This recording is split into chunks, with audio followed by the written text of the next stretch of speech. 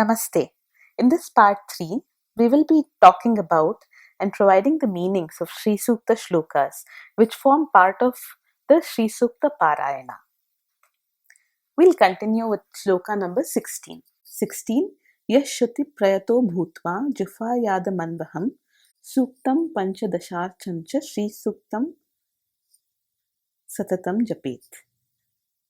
In this verse, it is stated that those with purity and devotion offer sacrifices and offerings of butter and ghee to the Devi, and by reciting the above mentioned 15 verses, will have all their desires fulfilled by the goddess for whatever they seek by the grace of the blessings of the goddess. 17th Shloka. Padmanane Padma Uru Padmakshi Padma Sambhave Tam mam bhajasva padmakshi ena sokhyam labhamyaham. This verse describes the transcendental nature of Mother Lakshmi, who has the eyes and face of the lotus and is supported and surrounded by lotus flowers. She is born of yoga, united with yoga, and revealed to a devotee in his spiritual vision. The devotee is requesting for the goddess to manifest in him the spiritual vision and devotion so that he may obtain divine bliss. 18th Shloka. Ashwadayi Godayi Dhanadayi Mahadhane Dhanam me Jushatam Devi Sarvakamascha Dehime. The devotee prays to the goddess who blesses everyone with all sorts of wealth, be in horses or cows or other forms. He prays to the goddess who is also the source of great abundance in the world. The devotee intensely prays to the goddess so that he may be blessed with both inner and outer wealth which would fulfill his aspirations. 19th Shloka. Putra Pautra Dhanam Dhanyam Hastashwadi Gaveratam Prajanam Bhavasi Mata Ayushmantam Karotu Mam. The devotee continues to pray to the goddess in this verse, seeking her blessing to bestow upon him children and grandchildren to continue his lineage. He also prays for material wealth like grains, elephants, horses, cows, and carriages for sustenance and daily use. The devotee prays to the goddess for a life which is long and full of vigor. 20th Shloka. Dhanam Agnir Dhanam Vayur Dhanam Suryo Dhanam Vasuhu Dhanam Indro Brahaspatir Varunam Dhanam Ashnute. The devotee praises and speaks about the goddess, who is referred to as Shri, is the power behind Agni, power behind Vayu, Surya, power behind the Vasus, which are other celestial beings. She is also praised as the power behind Indra, Brihaspati, and Varuna, as she is the all-pervading essence behind everything. Shloka 21. Vainateya somam piba somam prabhatu vritraha somam dhanasya somino mahim dadatu sominaha. The devotee goes on to praise the goddess that the soma, which is the divine drink of the god, actually originates from her, which Garuda, the son of Vainateya, has and carries around Lord Vishnu on his back and his heart and is always in divine bliss. The shloka states that everyone can drink this soma, which is available to them once they destroy their inner enemies of desires, which help them gain closeness to Lord Vishnu. The devotee prays to the goddess for a little soma for him, as she is the originator of soma. Shloka 22. Na krodho na cha matsarya na lobho na shubhamatihi bhavanti kata punyanam bhaktanam Sri Suktam japet sada. Those who recite Sri Sukta will always gain certain level of devotion and stability of mind and body. In those devotees, there can neither be anger, nor greed, nor jealousy, nor evil intentions towards anybody around them in this world. Shloka 23. Varshantu vibhavari divo abhrasya vidyutaha rohantu sarva bijanvya brahmad vishnojahi.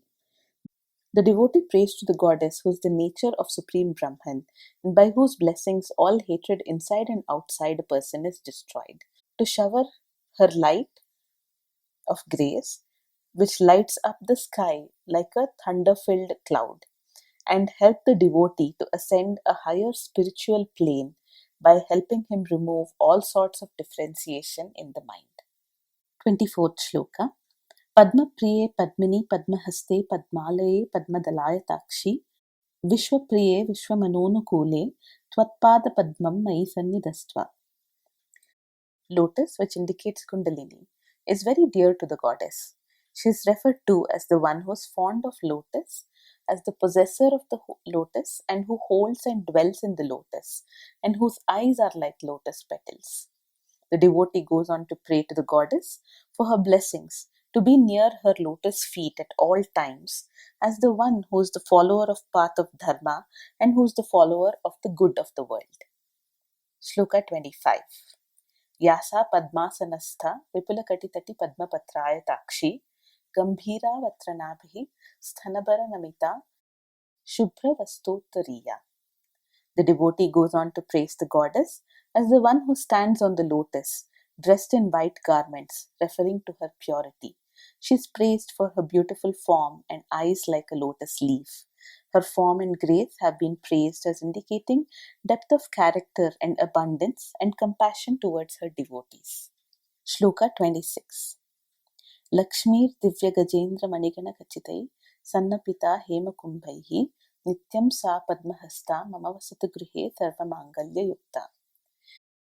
The devotee prays to the goddess who is bathed by the celestial elephants, who are decorated by various gems of immeasurable value, with water being poured from golden pitchers. The goddess is eternal and who holds lotus in her hands and is auspicious as she is the cause for all living beings. The devotee prays to her to come reside in his house and make it as auspicious by her presence. Shloka 27. Lakshmi क्षीरसमुद्रराजतनयां श्रीरङ्गधामेश्वरीं दासीभूतसमस्तदेववनितां लोकैकदीपाङ्कुराम्. We pray to the goddess who is the daughter of the king of the oceans. She is the great goddess residing in the Kshira Samudra, which is the abode of Sri Vishnu. We pray to her who is served by all the gods and their servants, and we continue to pray to her who is the bright light in all the worlds which are created by her own manifestation. Shloka 28. श्रीमन्मन्दकटाक्षलब्धविभव ब्रह्मेन्द्रगङ्गाधरां त्वां त्रैलोक्यकुटुम्बिनीं सरसिजां वन्दे मुकुन्दप्रियाम्. We pray to the goddess by whose grace and blessings and her soft purifying glance Lord Brahma, Lord Indra and Lord Gangadhara became great. The three worlds blossom in the lotus held by her, and she helps the three worlds, which is her vast family, and are praised by all and worshipped by those who worship Mukunda. Shloka 29. Siddhalakshmir Mokshalaxmir Jayalakshmir Saraswati Srilakshmir cha Varalakshmischa Prasannam Mama Sarvada. We pray to the goddess that she ever be gracious to all of us in all different forms, be it Siddhalakshmi, Mokshalakshmi, Jayalakshmi or Saraswati, Srilakshmi and Varalakshmi. Shloka 20. Varankusho Pashamabhiti Karairvahanti Kamalasanastham Balarkakoti Pratibham Trinetram Bhajehamadhyam Jagadishwarim Tvam. We pray to Jagadishwari, the maker of all the worlds and the universe, from whose eyes new suns and worlds start. We pray to the goddess who is described as having 4 hands, one for giving boons, second holding Ankusha, third holding a Pasha, and fourth in Abhiti Mudra. From these 4 hands, she provides boons, assures her devotees of help during troubles, to help break bondages, and to make the devotees fearless. We pray to her as she stands on the lotus to shower grace on her devotees. Shloka 31. Sarvamangala Mangalye Shive Sarvartha Sadike Sharanye Trambake Devi Narayani Namostute Narayani Namostute Narayani Namostute. We pray to the goddess who has been described as the three-eyed goddess, who is the most auspicious of all in herself and in all her attributes, and who fulfills all the desires of the devotees, which are the Purusharthas, which are Dharma, Artha, Kama and Moksha, and the giver of the refuge to those who ask for it. Shloka 32. Sarasita Nilaye Saroja Haste धवलतमांशुकगन्धमाल्यशोभे भगवती हरिवल्लभे मनोज्ञे त्रिभुवनभूतिकरि प्रसीद मह्यम्. We pray to the goddess who resides in the lotus and holds lotus in her hands. She who is dressed in dazzling white garments and decorated with the most fragrant garlands and who radiates a divine aura. We pray to the goddess who is the dearest to Hari and who is the source of well being and prosperity in all the worlds. We pray to her to be gracious and shower her grace upon us. 33rd Shloka. विष्णुपत्नीं क्षमां देवीं माधवीं माधवप्रियां विष्णोः प्रियसखीं देवीं नमाम्यच्युतवल्लभाम्. We pray to the goddess who is the consort of Sri Vishnu and one with Madhava. We pray to her who is the embodiment of forbearance. The goddess is dear companion of Sri Vishnu and the most cherished and loved of Achyuta, another name of Vishnu meaning infallible. Shloka 34. Mahalakshmi च विद्महे विष्णुपत्नी च धीमहि तन्नो लक्ष्मीः प्रचोदयात्. We pray to the goddess and meditate upon Mahalakshmi to understand her divine essence. She who is the consort of Sri Vishnu. We pray to her to allow the divine essence to bestow upon us and to awaken our spiritual consciousness. Shloka 35. श्रीवर्चस्य मायुष्यमारोग्यमाविधात् पवमानं महीयते धनं धान्यं पशुं बहुपुत्रलाभं शतसंवत्सरं दीर्घमायुः. We pray to the goddess for her auspiciousness to come into our lives and to provide us a life filled with joy and health and happiness. We pray to her to help us manifest around wealth, grains, cattle, and many offsprings who would live happily for 100 years and throughout their long lives. Shloka 36.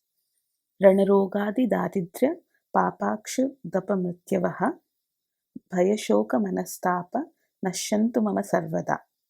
We pray to the goddess to remove all sorts of debts, illness, poverty, sin, hunger, and the possibility of accidental death, and also to remove fear, sorrow, and mental anguish forever. Shloka 37. य एवं वेद ॐ महादेव्ये च विद्महे विष्णुपत्नी च धीमहि तन्नो लक्ष्मी प्रचोदयात्. Om Shanti Shanti Shanti. The essence of Mahalakshmi is indeed the Veda or the ultimate knowledge. May we know the divine essence of the great Devi by meditating upon her, who is the consort of Sri Vishnu. May the divine essence of Lakshmi awaken our spiritual consciousness. Om. Peace. Thank you for listening to these shlokas. We hope that it helped you understand Sri Sukta a little better and helped you understand the essence of the goddess Lakshmi, who is the ruler of all and who is the manifester of all. Thank you.